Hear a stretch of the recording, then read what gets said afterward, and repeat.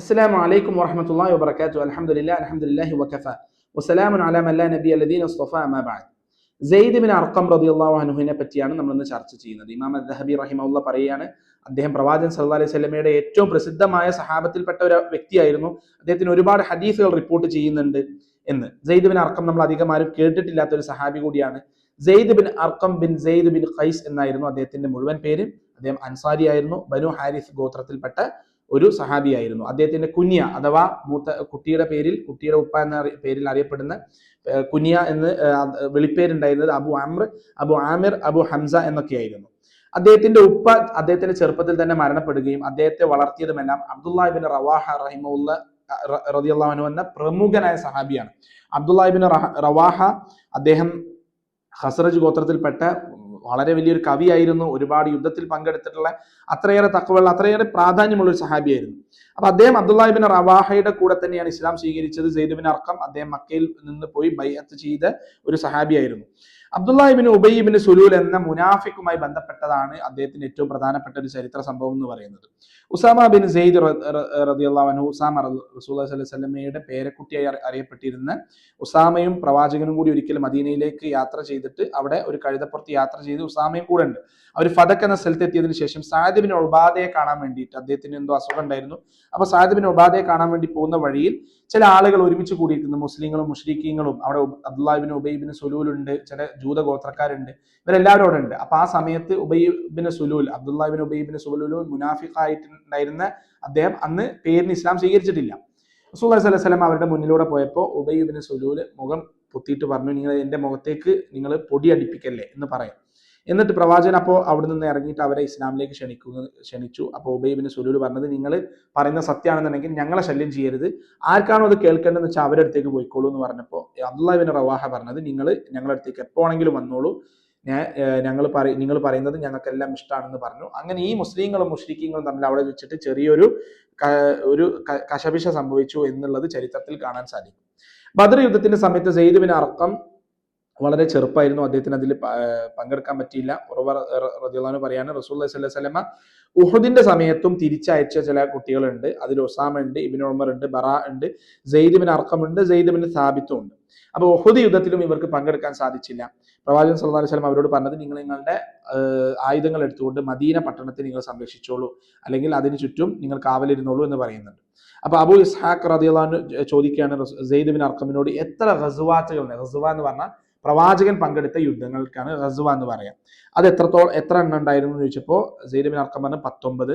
അതിൽ നിങ്ങൾ എത്ര എണ്ണത്തിലാണ് പങ്കെടുത്തതെന്ന് ചോദിച്ചപ്പോൾ അദ്ദേഹം പറഞ്ഞത് 17. അഥവാ ബദറിലും ഉഹദിലും സെയ്ദ് ബിൻ അർഖമിന് പങ്കെടുക്കാൻ പറ്റിയിട്ടുണ്ടായിരുന്നില്ല. അതുപോലെ തന്നെ ഏറ്റവും പ്രധാനപ്പെട്ട ആ സംഭവം നടക്കുന്നത് മുറൈസി യുദ്ധത്തിന്റെ ബനു മുസ്തലിഖ് എന്ന് പറയുന്ന ആ ഒരു 2 സംഭവത്തിലാണ്. അവിടെ അബ്ദുല്ലാഹ് ഇബ്നു ഉബൈ ഇബ്നു സുലൂൽ അന്ന് ഇസ്ലാം സ്വീകരിച്ചിട്ടുണ്ട് പേരിന്. എന്നിട്ട് എങ്ങനെയെങ്കിലും പ്രവാചകനെ പറ്റിയിട്ട് തെറ്റായ കാര്യങ്ങൾ പ്രചരിപ്പിക്കാനും ശ്രമിക്കുന്നുണ്ട്. അപ്പൊ ഈ യുദ്ധം കഴിഞ്ഞ് തിരിച്ചു വരുന്ന വഴിയിൽ 2 ആളുകൾ തമ്മിൽ ചെറിയൊരു വെള്ളത്തിന്റെ വിഷയത്തിൽ ഒരു പ്രശ്നം ഉണ്ടായി. ഒന്ന് മുഹാജിറും ഒന്ന് അൻസാരി ആയിരുന്നു. അങ്ങനെ ഈ മുഹാജിരികളും അൻസാരികളും തമ്മിൽ ഈ ഒരു ചെറിയ പ്രശ്നം ഉണ്ടായ സമയത്ത് കുറച്ച് ആളുകൾ 2 പേരുടെയും ഒപ്പം കൂടി. ആ സമയത്ത് അബ്ദുല്ലാഹ് ഇബ്നു ഉബൈ ഇബ്നു സുലൂൽ അവരോട് പറയുകയാണ്, നിങ്ങൾ പ്രവാചകന്റെ കൂടെ വന്ന ആളുകൾക്ക് വേണ്ടി എന്തിനാണ് ഇങ്ങനെ ചെലവഴിക്കുന്നത്? നമ്മൾ മദീനയിലേക്ക് എത്തിക്കഴിഞ്ഞാൽ നമ്മൾ അഥവാ നല്ല തറവാടികളായ ആളുകൾ, അഥവാ ആരെയാണോ ഓണർ ചെയ്തിട്ടുള്ളത് അവര് നമ്മള് മറ്റുള്ളവരെ പുറത്താക്കും, അഥവാ നിന്ദ്യരായ ആളുകളെ പുറത്താക്കും എന്ന് പറയണം. അഥവാ തറവാടികളായ ആളുകൾ എന്ന് പറയുന്നത് ആ മദീനക്കാരും, നിന്ദ്യരായ ആളുകൾ എന്ന് പറഞ്ഞാൽ പ്രവാചകനും സംഘത്തെയാണ് ഈ ഉബൈ ഇബ്നു സുലൂൽ പറഞ്ഞത്. സെയ്ദ് ബിൻ അർഖം ഇത് കേട്ടതോട് കൂടിയിട്ട് അദ്ദേഹം പറഞ്ഞു, ഞാനിത് പ്രവാചകൻ സല്ലല്ലാഹു അലൈഹി വസല്ലമയുടെ അടുത്ത് പോയി പറയും. അപ്പോൾ ഉബൈ ഇബ്നു സുലൂൽ പറഞ്ഞു, ഞാനൊരു തമാശ പറഞ്ഞതാണ്. സെയ്ദ് പറഞ്ഞത്, ഇതെന്റെ സ്വന്തം ഉപ്പ പറഞ്ഞാലും ഞാനിത് പ്രവാചകനോട് പറഞ്ഞു കൊടുക്കും. കാരണം ഇത് ഇസ്ലാമിൽ നിന്ന് പുറത്തു പോകുന്ന, അല്ലെങ്കിൽ അദ്ദേഹം വധിക്കപ്പെടാനുള്ള ഒരു കാര്യമാണ് ഈ അബ്ദുല്ലാഹ് ഇബ്നു ഉബൈ ഇബ്നു സുലൂൽ പറയുന്നത്. അപ്പൊ ഉബൈ ഇബ്നു സുലൂൽ പറഞ്ഞത്, ഇനി മിണ്ടാതിരിക്കും, ഞാൻ തമാശ പറഞ്ഞതാണ്. അങ്ങനെ നേരെ സെയ്ദ് ബിൻ അർഖം പ്രവാചകൻ സല്ലല്ലാഹു അലൈഹി വസല്ലം അടുത്ത് പോയി കാര്യങ്ങൾ പറഞ്ഞു അദ്ദേഹം മുനാഫിക്കാണ്, അദ്ദേഹം ഇത് പറഞ്ഞു. റസൂൽ അത് കേട്ടപ്പോൾ സ്വാഭാവികമായിട്ടും ഉമർ ഖത്താബ് പറഞ്ഞു, അദ്ദേഹത്തെ വധിക്കണം. പ്രവാചകൻ സല്ലല്ലാഹു അലൈഹി വസല്ലം ഉബൈ ഇബ്നു സുലൂലിനെയും സെയ്ദ് ബിൻ അർഖമിനെയും വിളിച്ചിട്ട് അദ്ദേഹത്തോട് സംസാരിച്ചിട്ട് നിങ്ങൾ ചോദിച്ചു, നിങ്ങൾ ഇത് പറഞ്ഞിട്ടുണ്ടായിരുന്നോ എന്ന് ഉബൈ ഇബ്നു സുലൂലിനോട് ചോദിക്കുമ്പോൾ അദ്ദേഹം ഔട്ട്റൈറ്റ് ആയിട്ട് പറഞ്ഞത് ഞാൻ പറഞ്ഞിട്ടില്ല. സെയ്ദ് ബിൻ അർഖം പറഞ്ഞു, ഞാൻ വളരെയേറെ വിഷമിച്ചു, എനിക്ക് ഭയങ്കര സങ്കടം ഉണ്ടായി, കാരണം അദ്ദേഹത്തെ സമ്മതിക്കുന്നില്ല. അപ്പൊ റസൂലുള്ളാഹി സ്വല്ലല്ലാഹു അലൈഹി വസല്ലമ എന്താണോ ഉബൈബ് ബിൻ സുലൂൽ പറഞ്ഞത്, ഉബൈബ് ബിൻ സുലൂൽ പറയാം ഞാൻ അങ്ങനെ പറഞ്ഞിട്ടില്ല എന്ന് പറഞ്ഞു കഴിഞ്ഞാൽ പിന്നെ റസൂലുള്ളാഹിക്ക് അവിടെ ഒന്നും പറയാനില്ല. റസൂലുള്ളാഹ് അത് അംഗീകരിച്ചുകൊണ്ട് അദ്ദേഹത്തെ വെറുതെ വിടുക. അപ്പൊ സെയ്ദ് റളിയല്ലാഹു അൻഹു അള്ളാഹു സുബ്ഹാനഹു വ തആലയോട് ധാരാളം പ്രാർത്ഥിക്കുകയാണ്. അങ്ങനെ അള്ളാഹ് വഹി ഇറക്കുക. അപ്പോൾ വഹി ഇറക്കാൻ വേണ്ടി പ്രാർത്ഥിക്കുക.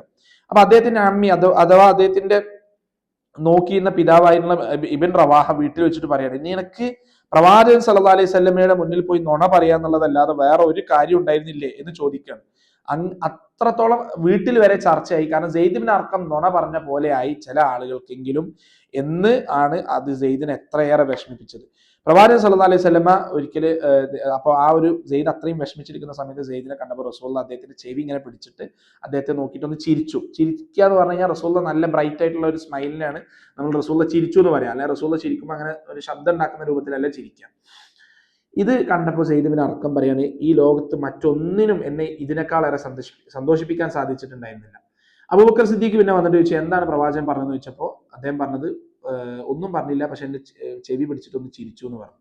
അപ്പോൾ അബൂബക്കർ സിദ്ദീഖ് പറഞ്ഞ അബ്ഷിർ എന്ന് പറഞ്ഞാൽ സന്തോഷിച്ചോ, നീ അങ്ങനെ ദുഃഖിക്കണ്ട എന്നുള്ള രൂപത്തിൽ. ഉമർ ഖത്താബ് വന്നാണ്ട് ചോദിച്ചു എന്താ സംഭവിച്ചതെന്ന് ചോദിച്ചപ്പോൾ ഈ കാര്യം പറഞ്ഞപ്പോൾ ഉമർ ഖത്താബ് പറഞ്ഞു അബ്ഷിർ, നീ സന്തോഷിച്ചോളൂ എന്നുള്ളത്. അള്ളാഹു സുബ്ഹാനഹു വ തആല സൂറത്തുൽ മുനാഫിഖൂന്റെ 8 വചനങ്ങൾ, ആദ്യത്തെ 8 വചനങ്ങൾ ഇറക്കുകയാണ്.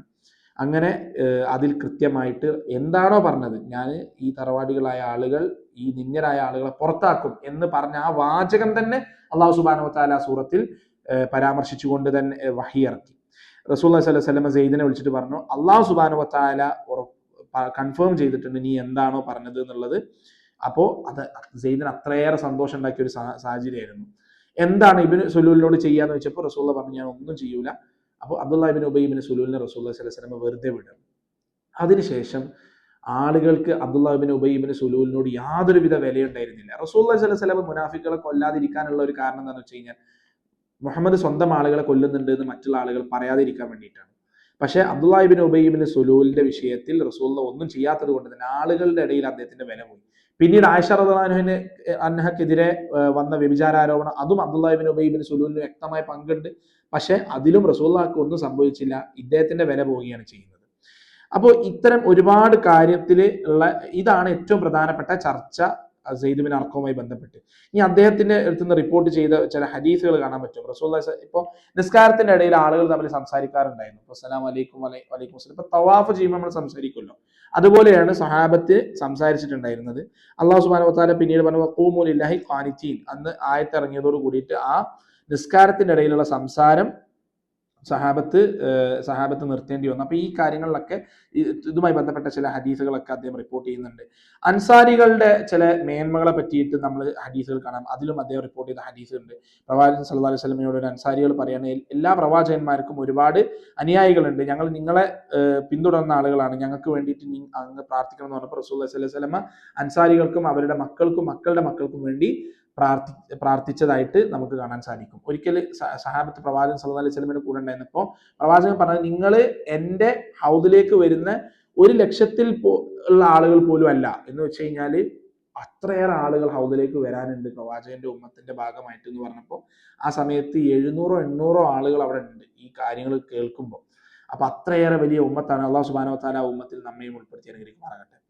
അപ്പോൾ അതുപോലെ തന്നെ ഈ മലമൂത്ര വിസർജനത്തിന് വേണ്ടി പോകുന്ന ഒരു സ്ഥലത്തേക്ക് അവിടെ പ്രവാചകൻ സല്ലല്ലാഹു അലൈഹി വസല്ലം അവിടെ ഷയാത്തീന്റെ സാന്നിധ്യം ഉണ്ടാവും. അതുകൊണ്ട് അല്ലാഹുമ്മ അഊദു ബിക മിനൽ ഖുബ്സി വൽ ഖബായിസ് എന്ന് പ്രാർത്ഥിക്കണം എന്ന് പറഞ്ഞത് സെയ്ദ് ബിൻ അർഖം റിപ്പോർട്ട് ചെയ്തിട്ടുണ്ട്. അതുപോലെ അത്തരം കാര്യങ്ങളെല്ലാം ചില പ്രാർത്ഥനകൾ റിപ്പോർട്ട് ചെയ്തിട്ടുണ്ട്. അപ്പൊ ഈ സെയ്ദ് ബിൻ അർഖം ഇബ്നു റവാഹയുടെ കൂടെ ഉണ്ടായിരുന്ന അല്ലെങ്കിൽ അദ്ദേഹത്തിന്റെ കീഴിൽ ജീവിച്ചിരുന്ന ഒരു അനാഥനായിട്ടുള്ള ഒരു സഹാബിയായിരുന്നു. അദ്ദേഹം ഒരു സമയത്ത് കണ്ണിന് കാഴ്ച നഷ്ടപ്പെടുന്നുണ്ട്. അപ്പൊ പ്രവാചകൻ സല്ലല്ലാഹു അലൈഹി വസല്ലം അദ്ദേഹത്തിന്റെ അടുത്തേക്ക് പോയിട്ട് അദ്ദേഹത്തെ കാണും. എന്നിട്ട് പറയാണ്, നിങ്ങളുടെ കണ്ണിന് കാഴ്ച തിരിച്ചു ലഭിച്ചില്ലെങ്കിൽ നിങ്ങൾ എങ്ങനെയാണ് റിയാക്ട് ചെയ്യാന്ന് ചോദിച്ചപ്പോൾ അദ്ദേഹം പറഞ്ഞു, സെയ്ദ് ബിൻ അർഖം പറഞ്ഞത്, ഞാൻ അതിൽ ക്ഷമ അവലംബിക്കുകയും അല്ലാഹു സുബ്ഹാനഹു വ തആല അള്ളാഹു സുബ്ഹാനഹു വ തആലയുടെ അടുത്ത് നിന്നുള്ള ഒരു നിഅമത്ത് അഥവാ അതിനുള്ള പ്രതിഫലം ഞാൻ ആഗ്രഹിക്കുകയും ചെയ്യും. അപ്പോൾ പ്രവാചകൻ സല്ലല്ലാഹു അലൈഹി വസല്ലമ പറഞ്ഞത്, അങ്ങനെ ചെയ്തു കഴിഞ്ഞാൽ നിനക്ക് സ്വർഗ്ഗത്തിൽ പ്രവേശിക്കാം, അള്ളാഹു സുബ്ഹാനഹു വ തആലയെ കണ്ടുമുട്ടുമ്പോൾ നിന്റെ പേരിൽ ഒരു തിന്മയും ബാക്കി ഉണ്ടാവില്ല എന്നുള്ളതാണ്. പക്ഷെ പ്രവാചകൻ സല്ലല്ലാഹു അലൈഹി വസല്ലമയുടെ കാലഘട്ടത്തിന് ശേഷം അദ്ദേഹത്തിന് കാഴ്ച തിരിച്ചു ലഭിച്ചു. അദ്ദേഹം ഇൽമിന്റെ ഒരു കേന്ദ്രമായിരുന്നു. ആളുകൾ ഇൽമിന് വേണ്ടി വളരെയധികം മുന്നോട്ട് ഇൽമ തേടി വന്നിരുന്ന ഒരു സഹാബിയായിരുന്നു സെയ്ദ് ബിൻ അർഖം. ഫിത്നയുടെ സമയത്ത്, സഹാബത്തിനിടയിൽ നടന്ന ഫിത്നയുടെ സമയത്ത് അദ്ദേഹം ശക്തമായ അലി റളിയല്ലാഹു അൻഹുവിന്റെ കൂടെയായിരുന്നു. അദ്ദേഹം കൂഫയിലാണ് സെറ്റിൽ ചെയ്തത്. അവിടെ അങ്ങനെ അധികം ആരും അറിയപ്പെടാത്ത രൂപത്തിൽ അദ്ദേഹം മരണപ്പെടുകയും ചെയ്തു. 90ഓളം ഹദീസുകൾ റിപ്പോർട്ട് ചെയ്ത സഹാബിയായിരുന്നു സെയ്ദ് ബിൻ അർഖം റളിയല്ലാഹു അൻഹു. അല്ലാഹു സുബ്ഹാനഹു വ തആല പ്രവാചകൻ സല്ലല്ലാഹു അലൈഹി വസല്ലമയെ സ്നേഹിക്കുന്ന ആളുകളുടെയും ചരിത്രങ്ങൾ പഠിക്കാനും അതിൽ നിന്ന് പാഠങ്ങൾ ഉൾക്കൊള്ളാനുമുള്ള തൗഫീഖ് നൽകി അനുഗ്രഹിക്കുമാറാകട്ടെ. അസ്സലാമു അലൈക്കും വറഹ്മത്തുള്ളാഹി വബറകാതുഹു.